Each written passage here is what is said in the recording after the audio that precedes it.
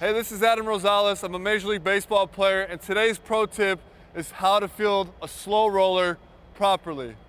The most important thing about fielding a slow roller is being in control of your body. So I'm going to show you what it looks like to field a slow roller cleanly. Come up, set your feet, because you really don't have too much time to set your feet. On a routine ground ball, you can set your feet, come up and make an accurate throw. But when you're fielding a slow roller, you have to be really in control of your body to throw on the run, because this could be a quick runner. And a good thing to know about this is who's your hitter? Who's up there hitting? Is it a fast guy, slow guy? How much time do you have?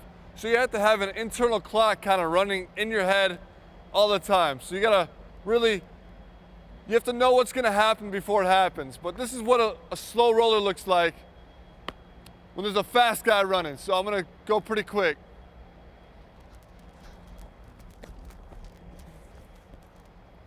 So I came up and I fielded it with one hand, and I only took one step. So I had to get rid of it because it was a fast runner. So boom, boom.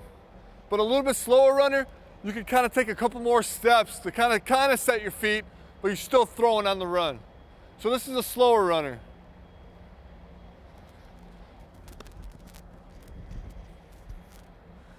It's kind of tough to see, but that time I took about 2 or 3 steps. I fielded it, 1, 2, 3. So I took 3 steps. I could also teach you about being in control. You might not ever use your glove when you field a slow roller. You might have to use your bare hand. And the way to do this, if I can see a baseball, it's kind of tricky, but the best way to do it, I'm gonna leave the ball stationary for right now.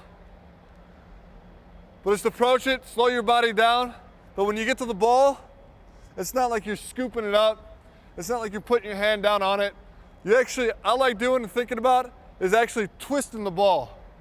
Kind of twisting the ball, and it seems to get a better grip on the ball for me. So I'll show you what a slow roller looks like when you're just barehanding it. So this is when you have no time at all and you really got to go.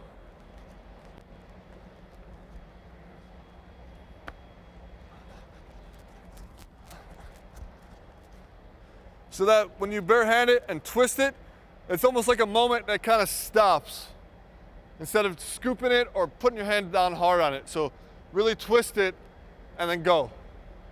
So one of the most important things to remember while you're fielding a slow roller is the transition that you're gonna make on this ball. A lot of guys approach the ball and try to get rid of it really quick, but you gotta make sure you go down with the ball and bring it up to your chest still, like you're fielding a routine ground ball, but it's quicker. So this is what, I'm gonna leave the ball stationary. This is what it's gonna look like to make a transition on a semi-fast runner. So go down, plant your foot, bring the ball up to your chest, plant your right foot, and let it go.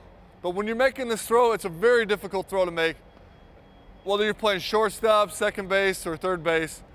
But the thing I like to think about is where you're aiming at the first baseman.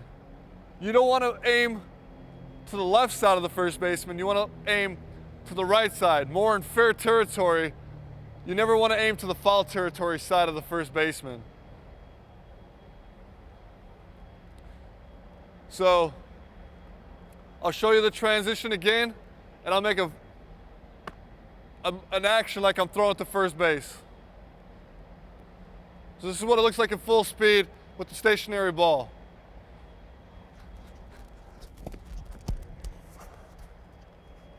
This is Adam Rosales, and today's pro tip was fielding a slow roller.